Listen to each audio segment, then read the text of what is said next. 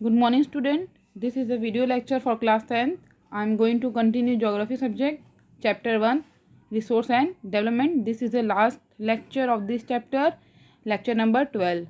So, student, we will discuss about forest soil. It is a classification of soil, and we all already discussed about various type of soils. So forest soil is also called mountainous soil. जैसा कि इसका नाम से clear हो रहा है कि forest soil है, माउंटेनियस सॉइल है। ये कहाँ पाई जाती होगी? हिलीज एरिया में और माउंटेनियस एरिया में। ये हिली एरिया में और माउंटेन एरिया में पाई जाती होंगी ये सॉइल।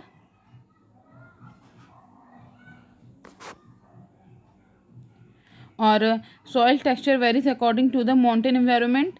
इसका जो सॉइल का टेक्सचर है ये क्या होता है? ये माउंटेन के जो इन्वायरमेंट, जो पहाड़ी इलाके का जो मानसून होता है या जो भी वहाँ का मौसम होता है उसके अकॉर्डिंग इसकी वैरायटी में जो भी चेंजेस आते होंगे वो वहाँ के मौसम के कारण आते होंगे। और वहाँ पे जो ढलांस हैं, जो आप जानते हैं हिली एरिया है चाहे माउंटेन एरिया है, तो वहाँ पर ढलांस होंगी, तो वहाँ पर ग्लूमी और स्लाइट वैली होगी, तो उसके कारण तो वहाँ पर ऐसी सॉइल होती है। और ये सॉइल काफ़ी उपजाऊ होती है क्योंकि नदियाँ वहाँ बहती हैं, तो नदियों के पानी मिला रहता है और बारिश होती है वहाँ पर अधिक, तो उसके कारण ये सॉइल काफ़ी उपजाऊ सॉइल होती है। ठीक है। और यहाँ पर ये स्नो से कवर होती है, हिमालयन दिस सॉइल्स जो होती हैं ये कवर होती हैं हिमालय काफ़ी स्नो से। यहाँ पर आपको एसिडिक और लो ह्यूमस कंटेंट होता है, यहाँ पर हमको एसिडिक और लो ह्यूमस कंटेंट मिलता है। आप ऐसे ही इसको नोट कर सकते हैं कॉपी में, बुक है तो बुक से आप नोट करिए। The soil found is the lower part of the valley. ये सॉइल कहाँ पाई जाती है? जो वैली का लोअर पार्ट होता है वहाँ पर, ये घाटियों के हमें वहाँ पर पाई जाती है। इसे हम कह सकते हैं कि जो रिवर की छत होती हैं, जो नदियाँ जहाँ वहाँ बहती हैं, तो उसकी जो छतें होती हैं वहाँ से भी ये होती हैं, वहाँ पर भी ये होती हैं।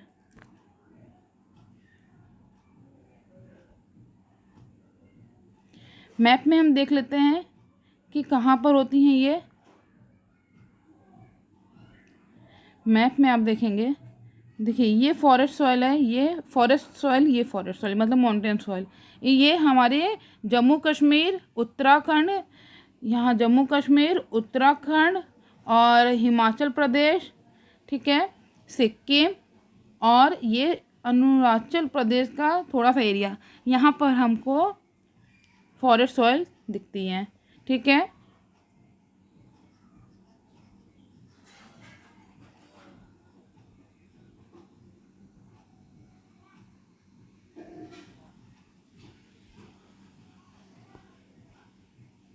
मैप में देख लीजिए आप।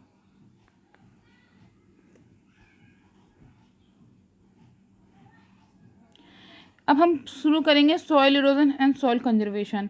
सॉइल इरोजन क्या होता है कि मिट्टी का कटराव होना और उसको हम कैसे बचा सकते हैं। Soil denudation of the soil cover and the subsequent washing down in the describe as soil erosion. आपको पता है कि जो हमारे डिफॉरेस्टेशन के कारण जो सॉइल होती हैं वो नष्ट हो जाती हैं। जब हम ज़्यादा पेड़ काटेंगे, जब हम जंगल उजाड़ेंगे, तो फिर क्या होगा, वहाँ की जो मिट्टी है वो सारी जो ख़राब होती चली जाएंगी।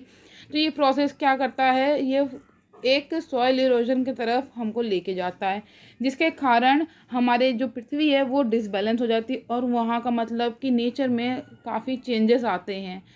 This balance disturb due to, ये बैलेंस देखिए हम हाईलाइट किए इस पॉइंट को। देखिए ये एक्टिविटी किसके कारण होता है? इंसानों के द्वारा। इंसान सबसे बड़ा दुश्मन होता जा रहा है प्रकृति का, तो ह्यूमन एक्टिविटी से कारण होता जा रहा है, जैसे डिफॉरेस्टेशन, ओवरग्रेजिंग का और माइनिंग। ये सब क्या है? कंस्ट्रक्शन का काम करना। ये सब क्या है कि ये बहुत एक्टिविटीज़ जो ह्यूमन करते हैं, पेड़ काटते हैं, ओवरग्रेजिंग करते हैं, पशुओं को चराते हैं और खनन का काम करना, नए नए बिल्डिंग्स बनाना और अपने स्वार्थ के लिए बस फॉरेस्ट को उजाड़ देना किसी तरह, तो ये सॉइल इरोजन का काम करता है।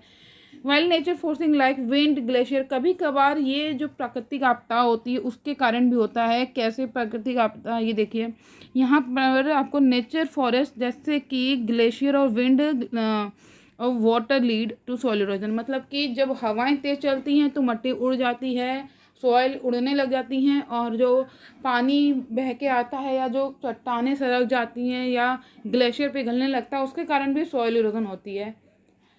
The running water cut through the clayed soil and make deep channel gullies. ये लाइन अंडरलाइन कर सकते हैं और ये इम्पॉर्टेंट भी है कि गुली क्या होता है। देखिए कि गुलीज वो होती हैं जब बहता हुआ पानी आता है और अपने साथ मट्टी को लेके चला जाता है तो ये एक डीप चैनल फ्लो करता है, उसे हम गुलीज कहते हैं। Chambal basin such an land are ravine, मतलब कि ये जो चंबल बेसिन है ये बहुत बड़ा, एक तरह बोलते हैं ना ये कि ये नाला एक तरह का है। ये चंबल बेसिन एक तरह से ये भी नाला है, इसी तरह ये बहता हुआ गुलीज है बहुत बड़ा, कह सकते हैं। Land become unfit for cultivation, और जो ये पानी कट के चला जाता है जो हमारे कल्टीवेशन के काम नहीं आता है, मतलब हमारे यूजेबल नहीं होता है। ठीक है, तो गुलीज के बारे में ध्यान से पढ़ेंगे और लैंड सॉइल डिग्रेडेशन क्या होता है, ये इरोजन कैसे होता है, ये भी ध्यान से पढ़ेंगे।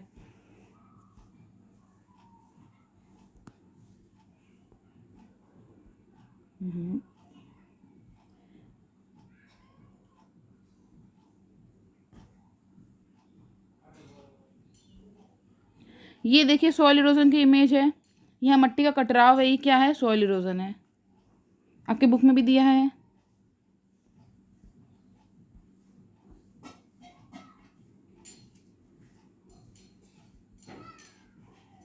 गुलीज इरोजन देखिए, ये कट के नदी जो मट्टी कैसे चली गई इसे कहते हैं गुलीज।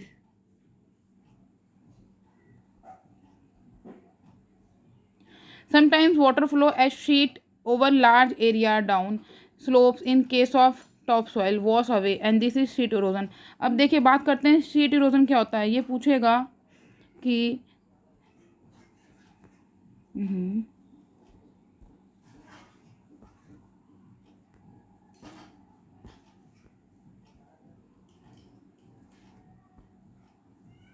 देखिए sheet erosion sometimes water flow over a large areas, मतलब कि कभी कभार वाटर ऐसा फ्लो होता है जो कि अपने साथ टॉप लेयर ले जाता है, सॉइल की ऊपर वाली लेयर उड़ा के ले जाता है, तो ये क्या होता है, शीट इरोजन। इसे कहते हैं पूरी चादर चली जाती है, मतलब एक लेयर जो है वो पानी में बह जाती है, इसे कहते हैं हम शीट इरोजन। ये भी पूछ सकता है 1 मार्क्स के क्वेश्चन में। Wind blow loose soil off flat of sloping land was wind erosion. Wind erosion के कारण भी हो सकता है, कैसे हो सकता है, जब हवा चलती है तो वो भी एक लेयर उड़ा देती हैं सॉइल की, तो वो विंड इरोजन होता है। Soil erosion also cause due to defect method of farming, गलत तरीके से खेती करते हैं, जो लोगों को खेती करनी नहीं आती वो क्या करते हैं, अप टू डाउन, मतलब ऊपर से नीचे खेती करते हैं, तो उससे क्या होता है मट्टी में कटराव बनाते हैं जिससे पानी बहने से सारा सॉइल है वो बह जाता है, तो ये भी एक क्या है, सॉइल इरोजन के कारण है। और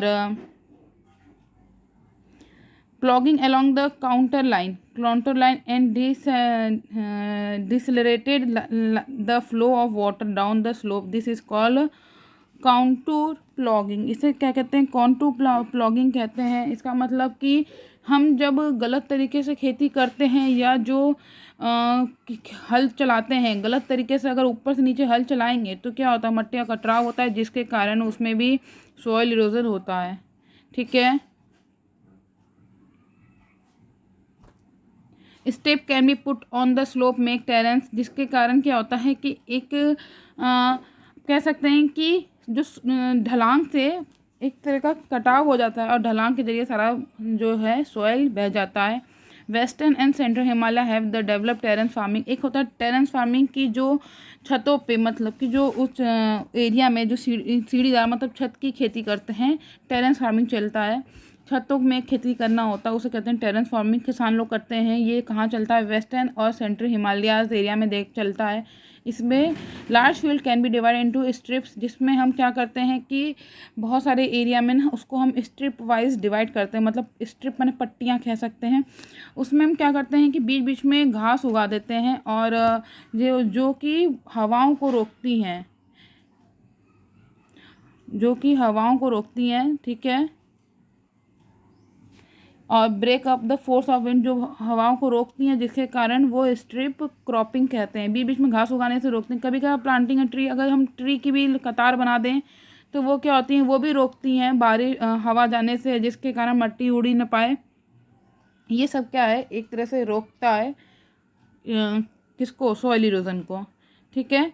सैंड ड्यूज, इसमें भी क्या है कि हम ऐसी जो सैंड ड्यूज, जैसे कि हम इसमें रेत के टीले होते हैं, वो भी काफ़ी ऐसे काम आते हैं और इसको भी हम यूज़ करते हैं कि सॉइल कंजर्वेशन में। तो हम टेरेस फार्मिंग हुआ, चाहे प्लांटिंग लाइन्स ऑफ ट्री हुआ, ये सब क्या है, कंजर्वेशन करता है। स्ट्रिप क्रॉपिंग, ये सब क्या है, कंजर्व करता है। ठीक है। और ये ज़्यादातर क्या होता है कि वेस्टर्न इंडिया में, जैसे सैंड ड्यूज वाला डेजर्ट एरिया में फॉलो किया जा रहा है।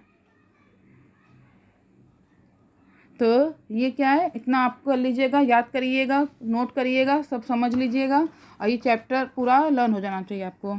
Thank you.